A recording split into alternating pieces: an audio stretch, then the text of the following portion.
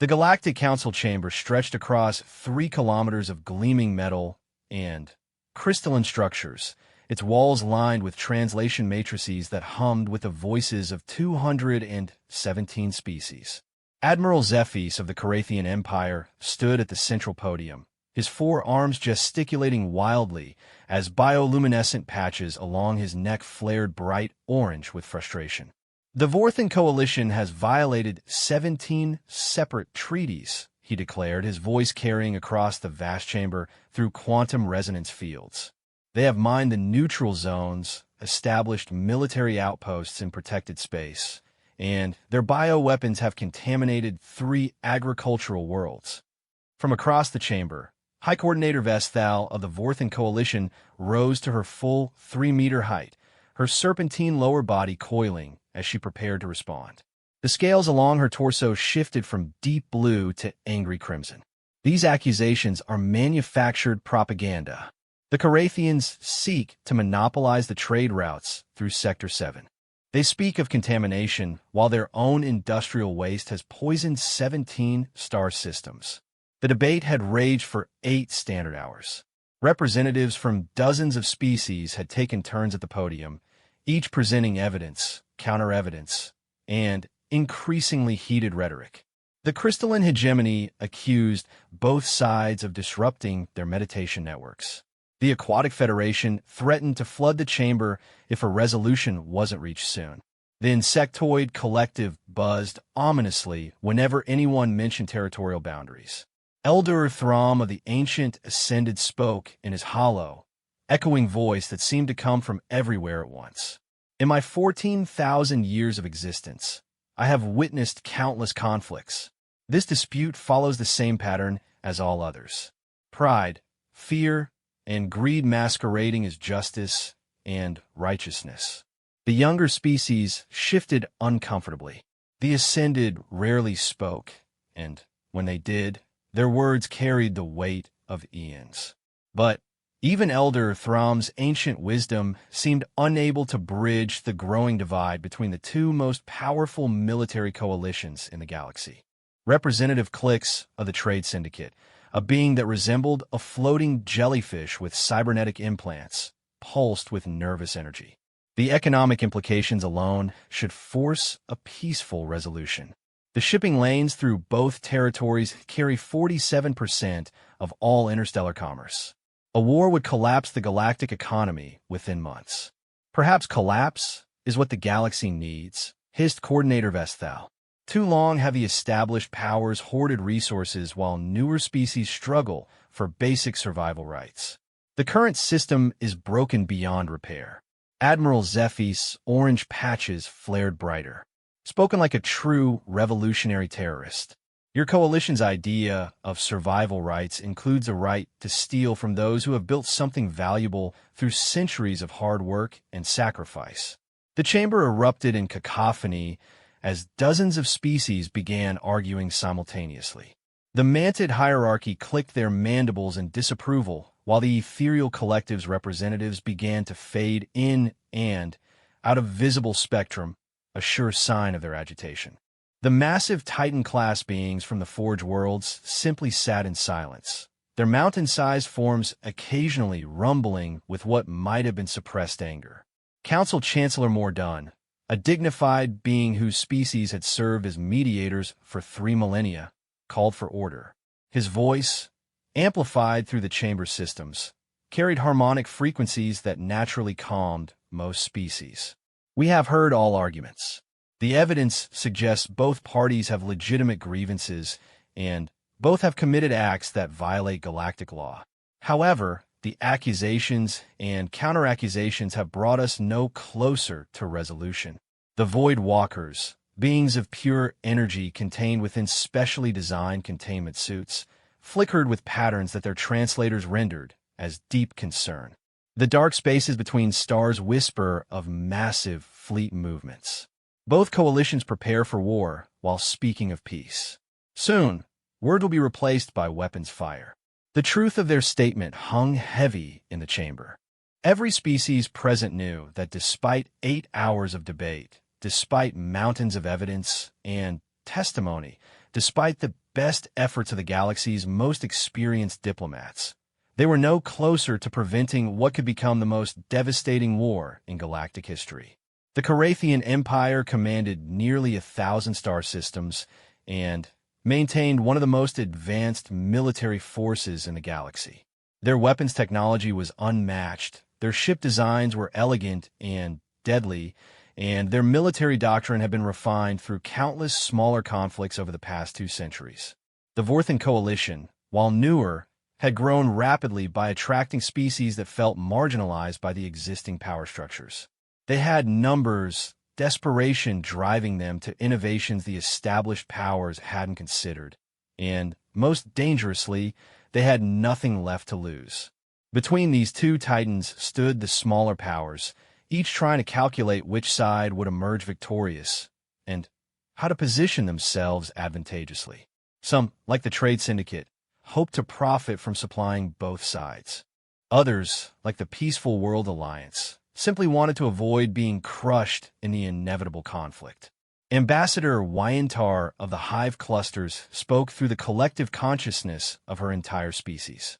We calculate a 73.6% probability of total galactic war if this dispute is not resolved within the next 6 standard hours. Economic disruption will lead to resource wars among the smaller powers.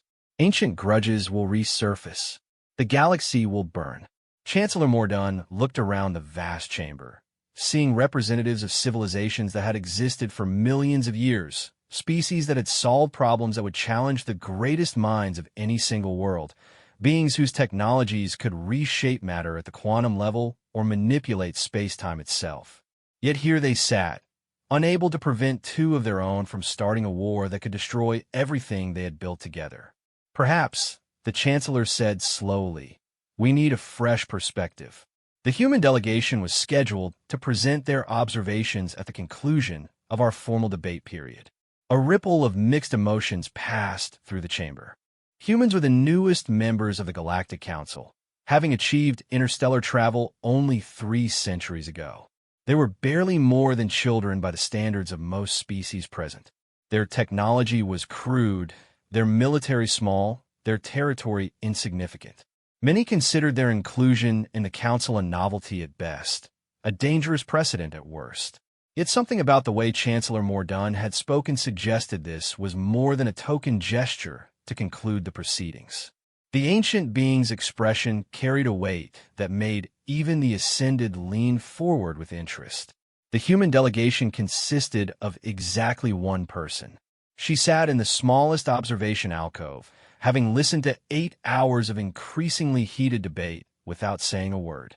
Ambassador Sareth Chun looked unremarkable by galactic standards. No extra arms or tentacles, no scales or chitin, no energy manipulation capabilities or hive mind connections. Just a middle-aged woman in a simple blue uniform, taking notes on what appeared to be actual paper with what looked like a primitive writing implement. As Chancellor Mordun's words echoed through the chamber, every sensor, visual organ, and perception array turned toward the human section. Ambassador Chun stood slowly, gathering her papers with deliberate movements that somehow commanded attention despite their simplicity. The chamber fell silent for the first time in 8 hours. Ambassador Sarah Chun walked to the central podium with steady, unhurried steps. Her shoes made soft, clicking sounds on the crystalline floor, a rhythm that seemed almost musical in the absolute silence that had fallen over the vast chamber. She placed her handwritten notes on the podium's surface and looked up at the assembled representatives of 217 species. "Thank you, Chancellor Mordun," she said simply. Her voice carried clearly through the translation matrices, but unlike the booming declarations and elaborate rhetoric that had dominated the past 8 hours, she spoke conversationally, as if addressing friends around a dinner table. Admiral Zephys' bioluminescent patches flickered with what his species considered amusement mixed with condescension. The idea that this primitive newcomer could offer anything meaningful to a debate that had stymied the galaxy's greatest minds struck him as almost insulting. Coordinator Vesthal's serpentine body coiled tighter, her scales shifting to a dismissive purple-green. In her culture, age and experience were everything, and this human barely represented a species that had existed in galactic politics for 3 centuries. Less time than some individuals in this chamber had been alive. Ambassador Chen seemed oblivious to the skeptical expressions surrounding her. She looked down at her notes briefly, then back up at the assembly. "I've been listening to your arguments for 8 hours," she began. "Very impressive presentations. Detailed evidence. Passionate speeches. Everyone here clearly cares deeply about their positions and their people. But I noticed something interesting. You're all trying to solve the wrong problem." The statement hung in the air like a physical presence. Several representatives exchanged glances. The manted hierarchy's clicking intensified. The ethereal collective became more translucent, a sign they were retreating into their alternate dimensional space to confer among themselves. Elder Thraum's ancient voice resonated through the chamber. "Explain yourself, young human. What problem do you believe we should be solving?" Ambassador Chen smiled, and there was something in that expression that made several of the more empathically sensitive species shift uncomfortably. It wasn't condescending or mocking.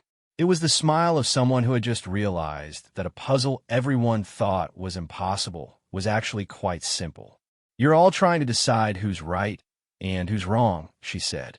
"You're debating evidence, arguing about treaty violations, discussing moral positions and legal precedents. But that's not the real problem. The real problem is that both Admiral Zephyrs and Coordinator Vestal are terrified, and they're making decisions based on that fear." The chamber erupted.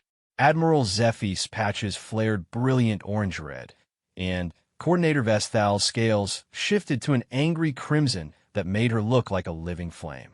Representatives throughout the chamber began talking at once, some outraged at the human's presumption, others intrigued by her audacity. Chancellor Mordun called for order, but Ambassador Chen simply waited patiently for the noise to die down. When she spoke again, her voice was even gentler than before. "Admiral Zephyrs, your empire has been the dominant military power in this sector for 2 centuries. Your technology is superior, your strategies are proven, your officers are experienced. But the Vorthan coalition has been growing rapidly, attracting species with new ideas and desperate innovation. For the first time in generations, you're facing an enemy you can't simply overwhelm with traditional tactics. That's terrifying for someone whose entire identity is built on military superiority." The Admiral's patches dimmed slightly, but his voice remained stern. "The human speaks of matters beyond her understanding. The Carathian Empire fears nothing." And Coordinator Vestal, Ambassador Chun continued, turning toward the Serpentine leader, "Your coalition represents dozens of species that have felt marginalized and oppressed by the existing power structures. You've finally built something strong enough to challenge the established order. But you know that if you lose this confrontation, your member species will never again trust anyone to stand up for their rights. The pressure to prove that change is possible must be overwhelming. That's also terrifying." Coordinator Vestal's scales rippled through several colors before settling on a defensive steel gray. "The human makes assumptions about things she cannot comprehend. Our cause is just. Our resolve is absolute." Ambassador Chen nodded sympathetically.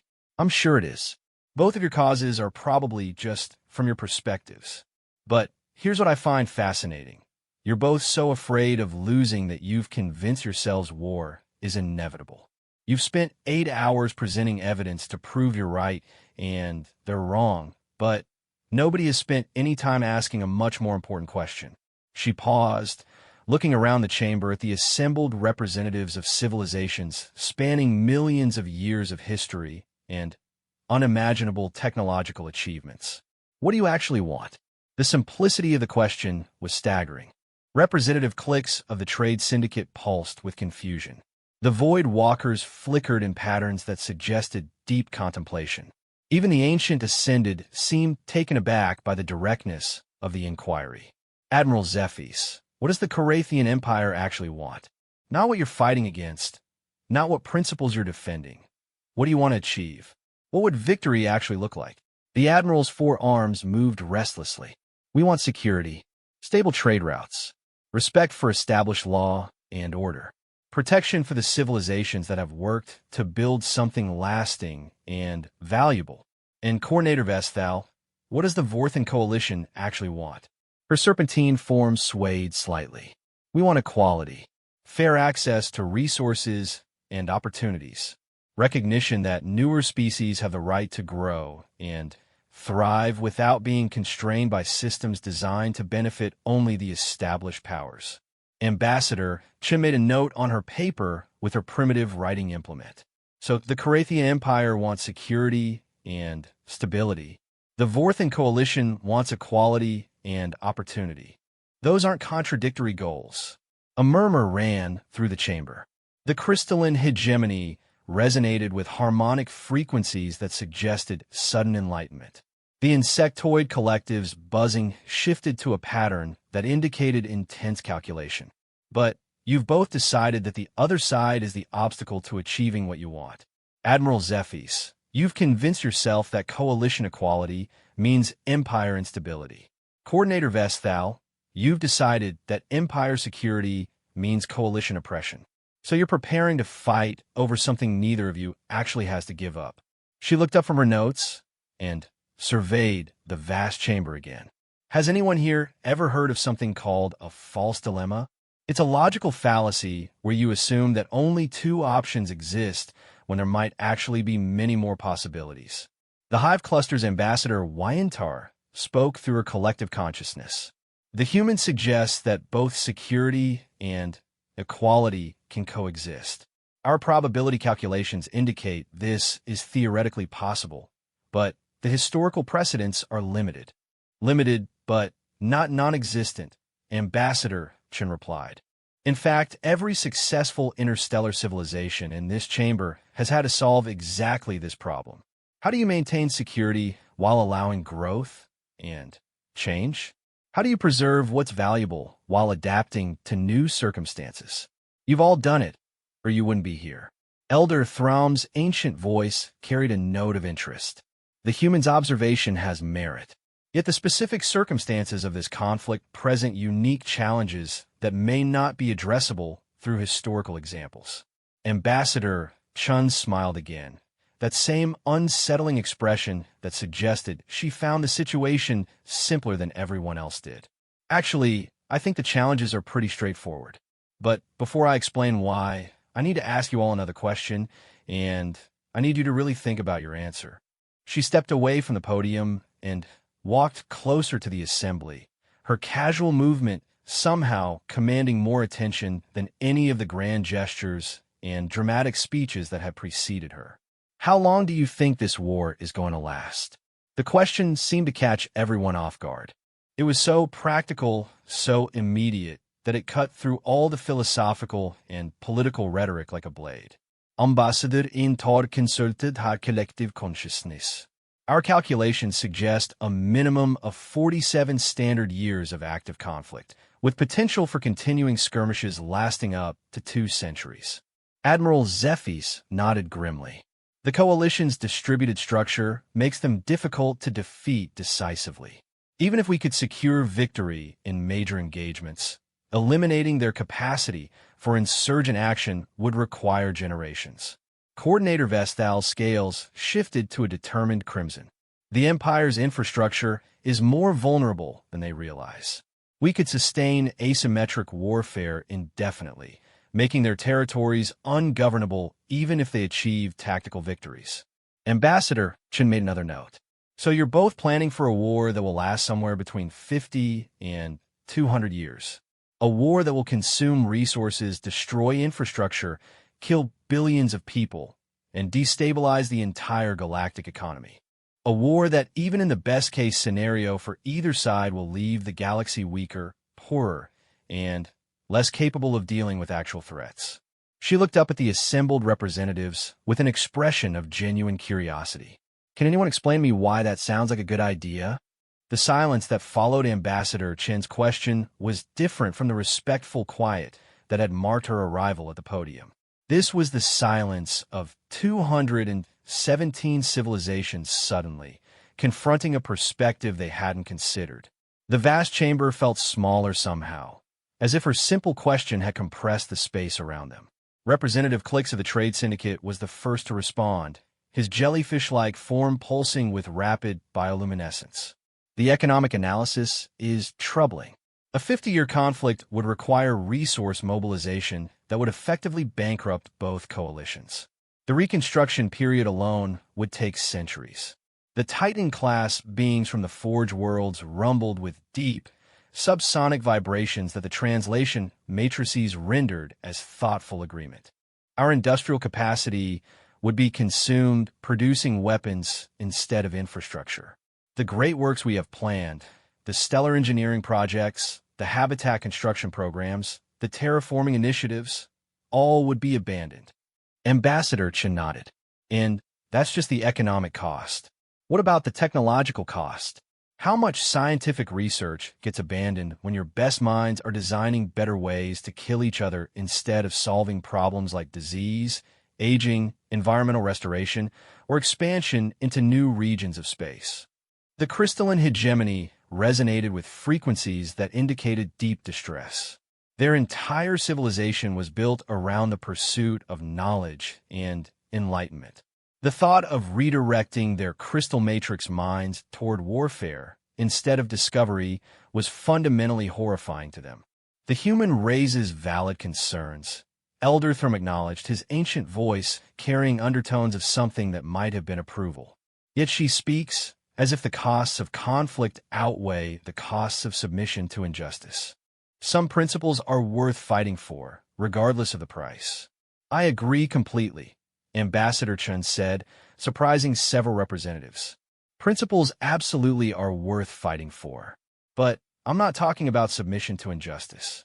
I'm talking about asking a really basic question that somehow nobody has thought to ask. She walked back to the center of the chamber, her movements casual, but somehow hypnotic. Every sensor array tracked her progress. Why are you assuming that war is the only way to address your concerns?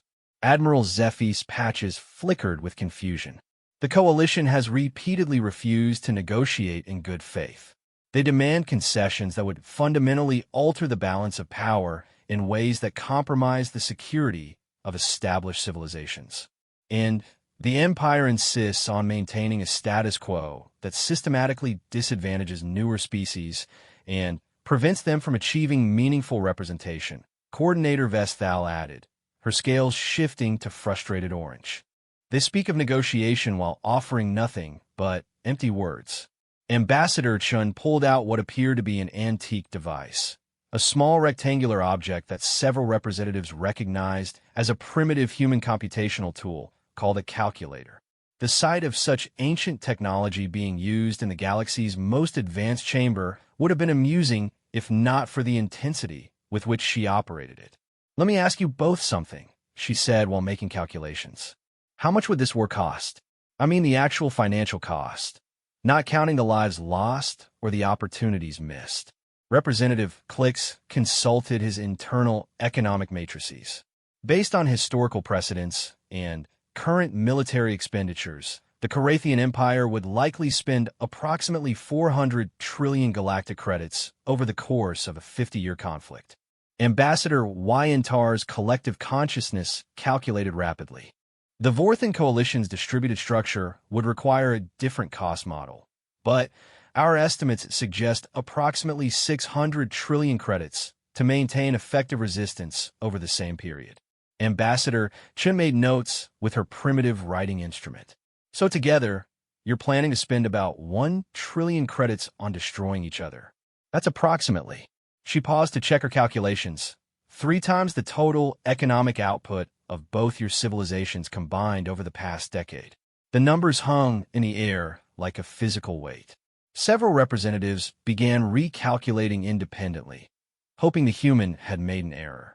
The results were disturbingly consistent. Now, Ambassador Chen continued, what if instead of spending that money on weapons and warfare, you spent on actually solving the problems you're fighting about? She turned to Admiral Zephys. You're concerned about security and stability. What if the Vorthan Coalition invested half of their projected war budget, about 300 trillion credits, into developing new trade routes that don't compete with existing Empire territories? Routes that actually expand the total available commerce instead of fighting over the current pie. The Admiral's patches flickered as he processed the implications. New route development would require massive infrastructure investment, navigation hazard mitigation, and security establishment in unexplored regions, all of which would create exactly the kind of stable, long-term economic growth that benefits established civilizations. Ambassador Chen finished. And you, Coordinator Vestal, you want equality and opportunity for coalition species.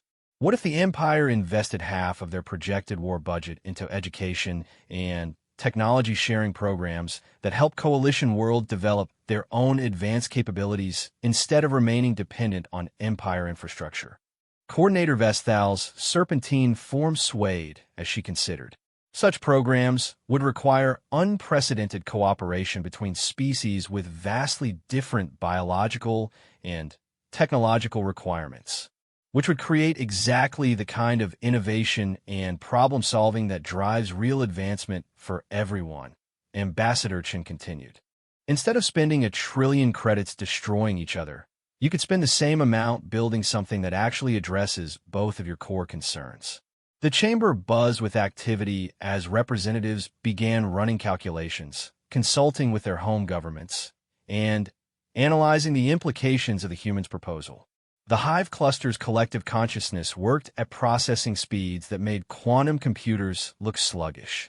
The ethereal collective flickered back into full visibility, apparently finding this alternate dimension of thought worth manifesting to observe directly. But Admiral Zephys shook his head, his patches dimming to a skeptical blue-green. The human's mathematical analysis is intriguing, but it ignores fundamental political realities. Trust between our civilizations has been broken. The Coalition's actions have demonstrated that they cannot be relied upon to honor agreements. And the Empire's history shows that they view any Coalition success as a threat to be eliminated, Coordinator Vestal added, her scales shifting to defensive gray. Even if such cooperative programs were established, they would be used as tools to maintain Empire dominance through different means. Ambassador Chen nodded thoughtfully. So, the real problem isn't the money or the logistics or even the specific policy disagreements.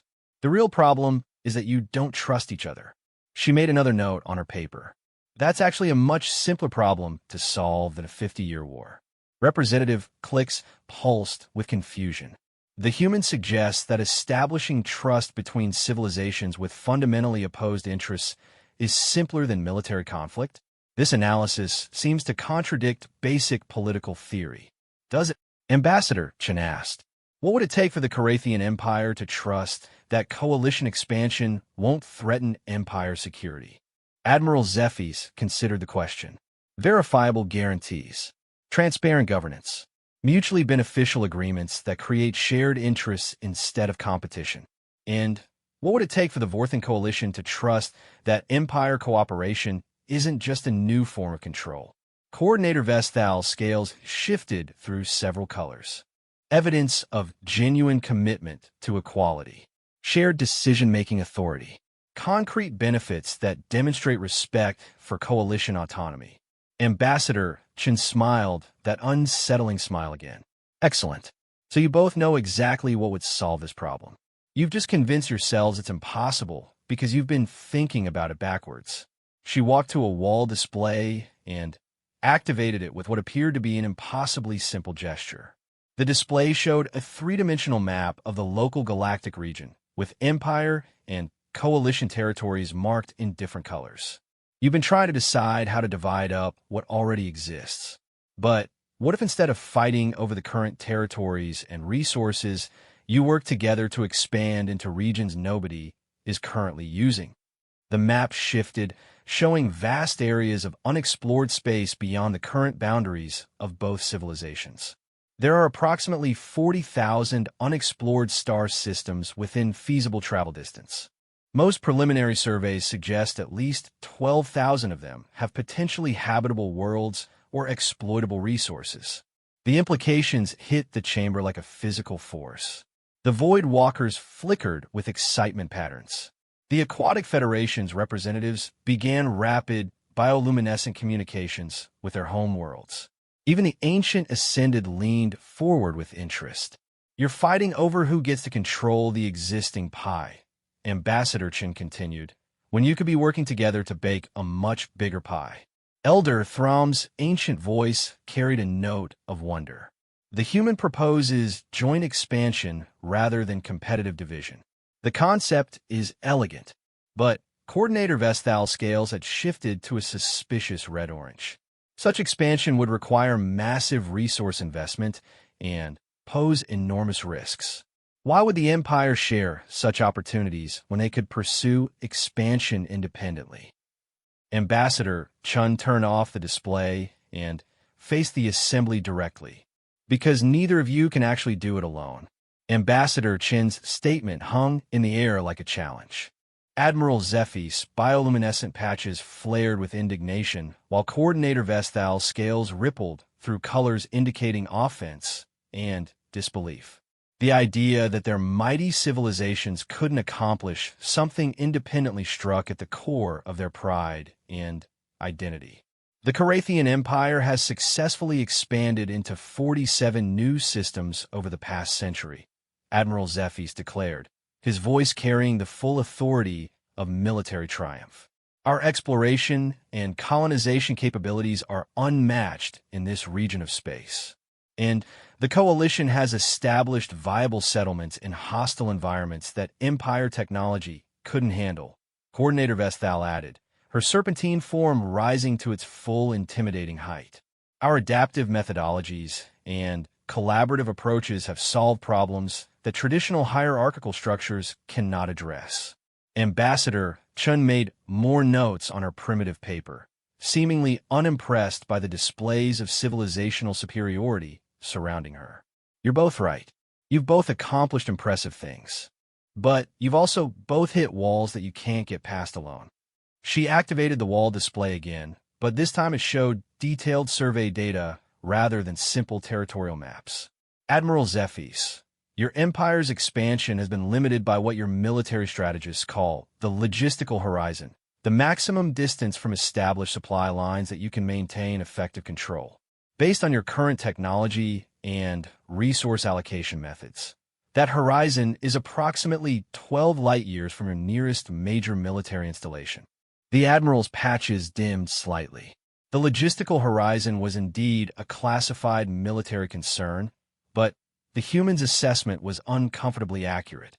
"And, Coordinator Vesthal, your Coalition's expansion has been limited by what your planners call the integration complexity threshold, the maximum number of diverse species and governmental systems you can coordinate effectively in a single colonial venture. Current projections suggest that threshold is reached at approximately 15 species per major project." Coordinator Vesthal's scales shifted to a subdued gray-blue. The integration complexity threshold was one of the Coalition's most sensitive internal challenges, discussed only in the highest levels of leadership. "How does the human possess such detailed intelligence about our internal limitations?" Admiral Zephys demanded, his patches now cycling through colors that indicated suspicion and alarm. Ambassador Chen looked up from her notes with an expression of mild surprise. "You've been debating these exact issues for the past 8 hours. You've presented detailed analyses of your capabilities, your resource constraints, your strategic challenges, and your expansion plans. I was just listening and taking notes." She gestured around the chamber. "Every species here has been incredibly generous with information about their limitations and capabilities.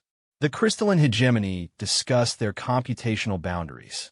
The Aquatic Federation explained their environmental requirements. The Trade Syndicate outlined their economic constraints. You've all been completely honest about the challenges you face. The realization that their transparent diplomatic discussion had inadvertently revealed strategic limitations created a ripple of discomfort throughout the chamber. Several representatives began consulting with their security advisors about information containment protocols. But here's what's interesting. Ambassador Chin continued, apparently oblivious to the security concern she had just triggered. Your limitations complement each other perfectly. The display shifted to show a three-dimensional analysis that overlaid Empire logistical capabilities with Coalition integration expertise. Admiral Zephys, your Empire has solved the logistical challenges of maintaining supply lines across vast distances. You have the technology, the infrastructure, and the organizational expertise to support large-scale operations far from home territories. But your hierarchical command structure becomes inefficient when you try to coordinate too many different types of colonial projects simultaneously. She turned to Coordinator Vesthal, and your coalition has solved the integration challenges of coordinating diverse species with different needs, technologies, and cultural requirements. You can make collaborative decisions and adaptive solutions that hierarchical systems can't match. But you lack the logistical infrastructure to project that coordination capability across the distances necessary for major expansion projects. The display now showed a simulation of joint Empire Coalition expansion efforts. The results were striking. Projected colonization timelines shortened by decades. Resource utilization efficiency increased by orders of magnitude, and success probabilities that dwarfed anything either civilization could achieve alone. Ambassador Wyantar of the Hive Clusters spoke through her collective consciousness. The mathematical analysis is compelling. Joint operations would eliminate the primary limiting factors for both civilizations. However, the coordination requirements would be unprecedented. Actually, Ambassador Chan said, pulling out what appeared to be another primitive device. This one looked like a bound collection of paper sheets that she consulted by physically turning pages. The coordination requirements aren't that complicated. Humans have been doing similar things for centuries. The sight of the ancient artifact called a book being consulted in the galaxy's most advanced chamber created a moment of cognitive dissonance among the representatives. Most had seen such devices only in museums dedicated to pre-technological civilizations. When humans first started exploring our own planet's oceans, we faced similar challenges. Different nations had different capabilities. Some had better ships, some had better navigation technology, some had more experience with specific types of environments. The projects that succeeded were the ones that combined capabilities instead of competing over territory. Representative clicks pulsed with confusion. The human suggests that primitive ocean exploration provides models for interstellar expansion. The complexity scales are incomparable. Ambassador Chin looked up from her book with that unsettling smile. The complexity scales are different, but the fundamental problem is the same. You have complementary capabilities and shared goals, but you've convinced yourselves that cooperation is more dangerous than competition. She closed the book and set it on the podium. Let me ask you all a question that might sound strange. When was the last time anyone in this chamber tried to solve a problem by working together instead of arguing about who was right? The question created an immediate buzz of discussion throughout the chamber. Representatives consulted their records, their colleagues, their historical databases. The answer that emerged was uncomfortable for everyone involved. Elder Throm's ancient voice carried a note of surprise. The human's observation is troubling. Our most recent major collaborative effort was the establishment of the translation matrices that allow this chamber to function. That project was completed approximately 400 standard years ago. 400 years, Ambassador Chin repeated, making a note. In 4 centuries, the most advanced civilizations in the galaxy haven't worked together on a single major project. Instead, you've spent your time negotiating treaties about how to avoid stepping on each other's territories, mediating disputes about resource allocation, and debating the legal interpretations of agreements designed to prevent cooperation as much as to enable it.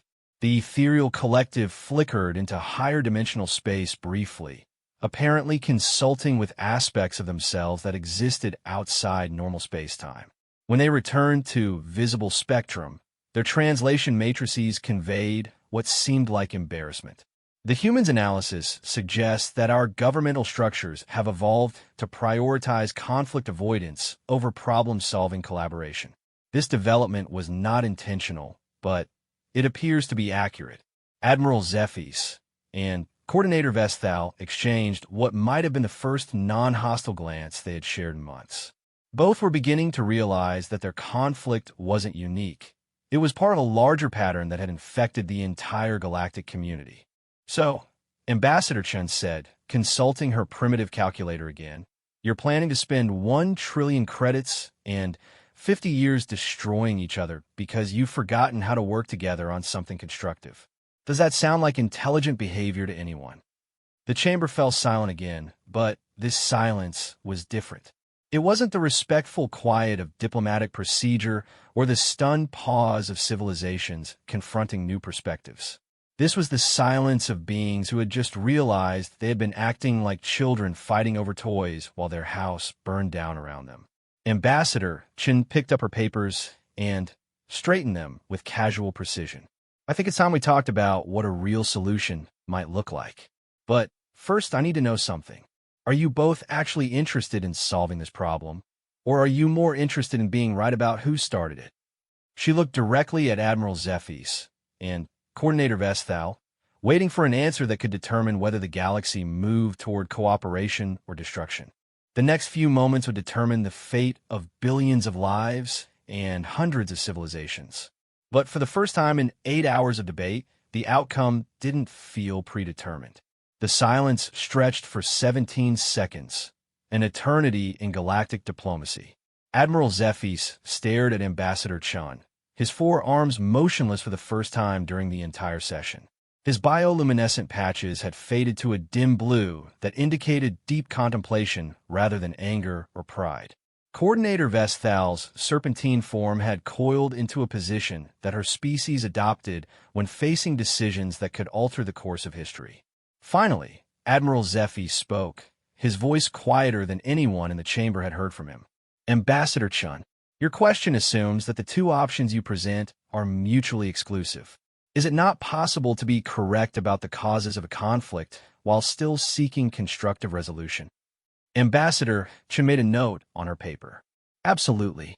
But in my experience, people who are focused on solving problems spend their time figuring out solutions. People who are focused on being right spend their time proving they're right. Which one do you think is more likely to prevent a 50-year war?" Coordinator Vesthal's scales shifted to a deep purple that indicated careful consideration.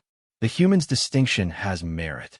However, accountability for past actions cannot be entirely dismissed in favor of future cooperation. Trust requires acknowledgement of harm."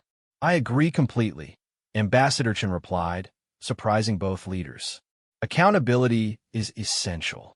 But there's a difference between acknowledging harm and using that harm to justify causing more harm. Let me ask you both something specific.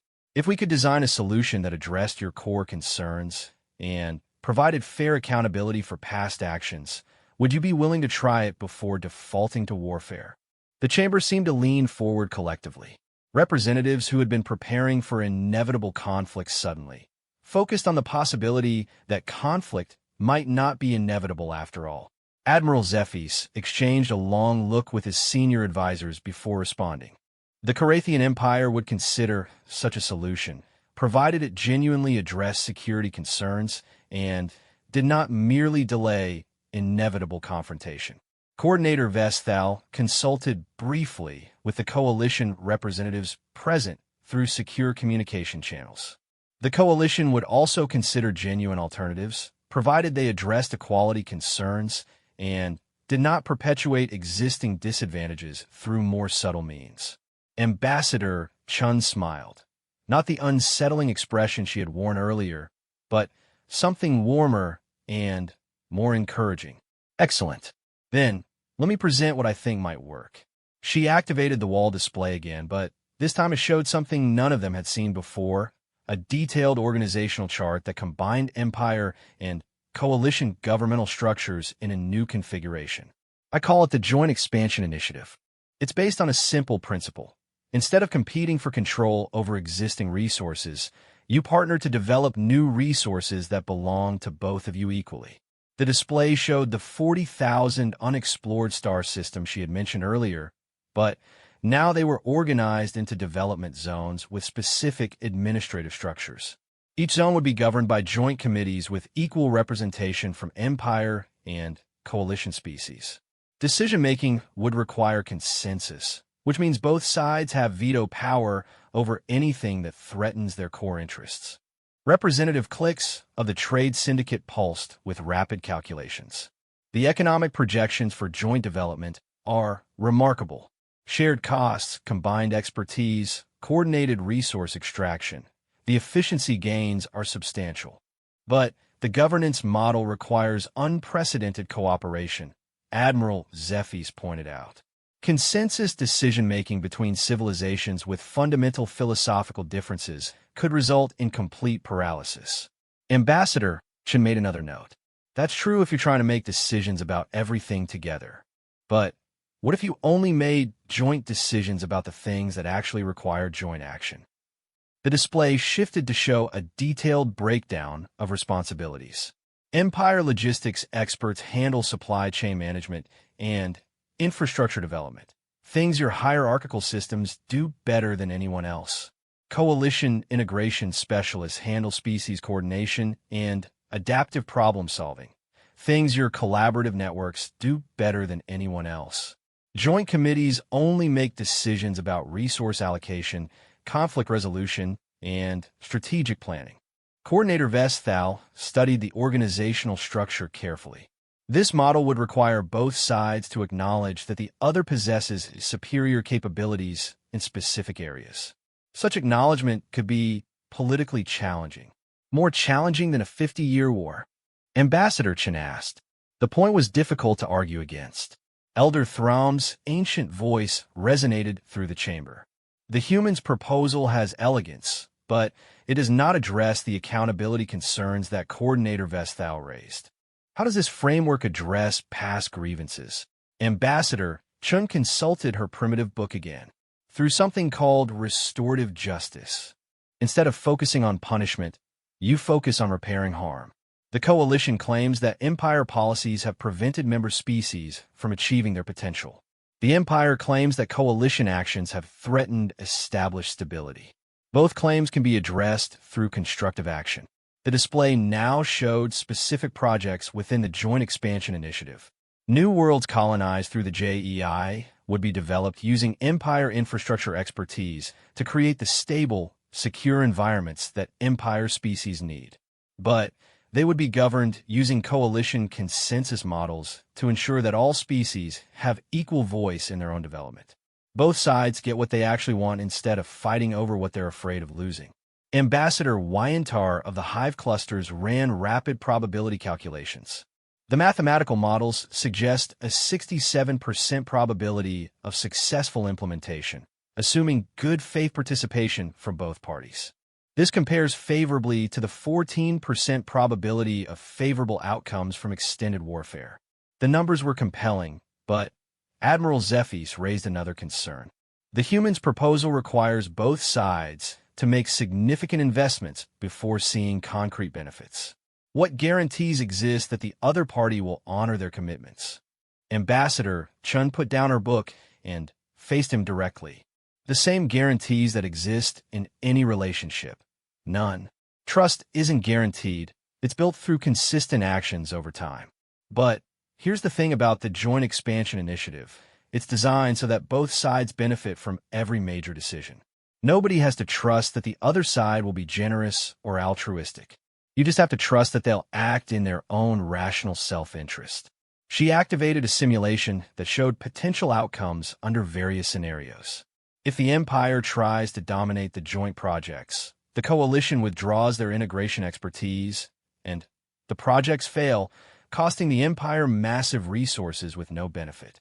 If the coalition tries to use the project for revolutionary activities, the Empire withdraws their logistical support, and the projects fail, costing the coalition their best opportunity for advancement. The system only works if both sides make it work. The simulation results were striking. Every scenario that involved one side trying to cheat or dominate resulted in failure for both parties. Every scenario that involved genuine cooperation resulted in benefits that far exceeded what either side could achieve alone. Coordinator Vesthal's scales had shifted to a thoughtful silver green. The incentive structure is ingenious. Mutual dependence creates mutual accountability without requiring trust in the other party's benevolence. But implementation would require both sides to accept short-term vulnerabilities for long-term benefits, Admiral Zephys observed. Military doctrine suggests this creates unacceptable risk. Ambassador Chun made one final note on her papers before setting them aside completely. Admiral, let me ask you a question about military doctrine. In your experience, what's the most effective way to eliminate a threat? Destroying it or making it unnecessary? The question caught him off guard. The most permanent solution is always to eliminate the source of threat. But the most resource-efficient solution is often to change conditions so that the threat no longer has reason to exist. And, Coordinator Vesthal, in your experience with collaborative governance, what's the most effective way to ensure cooperation? Forcing it through authority or making it mutually beneficial? Her serpentine form swayed as she considered. Cooperation imposed through force is fragile and temporary. Cooperation based on mutual benefit is stable and self-reinforcing. Ambassador Chun smiled one final time. Then, you both already know everything you need to know to solve this problem. The Joint Expansion Initiative eliminates the Empire's security threats by giving the Coalition better opportunities than they could get through conflict. It eliminates the Coalition's equality concerns by creating new systems where everyone starts on equal footing instead of trying to reform existing systems designed around different principles. She picked up her primitive papers and calculator. I estimate that implementing this proposal would take approximately 6 months of negotiation to establish the basic framework, followed by 2 years of pilot projects to work out operational details. Total cost would be approximately 50 billion credits, 1% of what you would spend destroying each other. The chamber buzzed with activity as representatives consulted with their governments, ran calculations, and began drafting preliminary assessments. The energy in the room had shifted from defensive antagonism to cautious possibility. Chancellor Mordun called for formal response from the primary parties. Admiral Zephys stood first, his patches now cycling through colors that indicated careful deliberation rather than emotional reaction. The Carathian Empire will agree to a 6-month negotiation period to explore the feasibility of the Joint Expansion Initiative, provided that all current military buildups are frozen during negotiations, and that specific security guarantees are established for Empire territories during the pilot project phase. Coordinator Vesthal rose to her full height, scales shifting to determine gold. The Vorthan Coalition accepts the same terms, provided that coalition member species receive equal representation in all planning committees and that concrete development commitments are established before any military stand-downs occur. Ambassador Chun gathered her materials with the same unhurried movements she had used throughout her presentation. Then, I suggest we start with something simple. There's an unexplored system approximately 47 light-years from here that preliminary surveys suggest contains at least 6 habitable worlds and substantial mineral resources. It would make an excellent pilot project. She looked around the chamber one final time. Of course, you could always decide that spending 50 years destroying each other is more appealing than spending 6 months learning to work together. But that seems like a waste of everyone's time. As she walked toward the exit, the chamber erupted in discussions, planning sessions, and communication with home governments. For the first time in 8 hours, the conversations were focused on building something rather than justifying destruction. The war that had seemed inevitable 3 minutes ago was already becoming a historical footnote, a conflict that almost happened before someone asked the simple question that changed everything. Ambassador Chun paused at the chamber's exit and turned back briefly. Oh, and one more thing. When this works, and it will work, you might want to think about what other impossible problems could be solved by asking better questions. Then she was gone, leaving behind a galaxy that had just remembered how to dream of building something together instead of tearing each other apart. The Joint Expansion Initiative would be ratified unanimously 6 months later. The first joint colony would be established within 2 years. Within a decade, the model would be adopted by dozens of other civilizational partnerships throughout the galaxy. But that afternoon, as representatives filed out of the chamber to begin the work of preventing a war, none of them could quite explain how a single human with primitive paper and a calculator had accomplished in 3 minutes what their most advanced diplomatic minds couldn't achieve in 8 hours of debate. The answer, they would eventually realize, wasn't in the complexity of her solution. It was in the simplicity of asking the right questions.